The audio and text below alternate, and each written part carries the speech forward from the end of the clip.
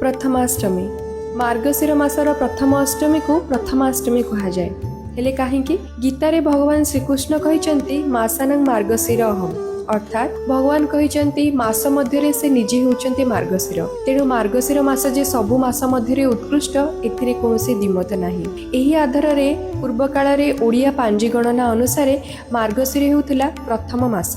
एही मासरु ओडिसार विभिन्न अंचल रे विभिन्न प्रकार शस्य जेमिति कि धान बिरी मुग आदिर अमल हुए। तेणुकरी एही मासर प्रथम अष्टमी रे नुआ बिरी रे पिठा करा जाय माँ षष्ठी को पूजा करा जाय। माँ षष्ठी होउचंती सृजन शक्तिर अधिष्ठात्री देवी। घरर पिलांकु से सबु विपदरु रक्षा करती तथा सुख समृद्धि और दीर्घायु प्रदान करती। पुरी श्रीमंदिर रे मध्य एहार प्रचलन रहिछि। एही पूजारे मामु घरु आसीथिबा नुआ पोशाक पिंधि घरर प्रत्येक ज्येष्ठ संतान पढ़ुआ हुअंती बंदापना हुअंती। बड़ देउल रे बड़ ठाकुर मध्य मामु घरु आसीथिबा पाट पिंधि पढ़ुआ हुअंती।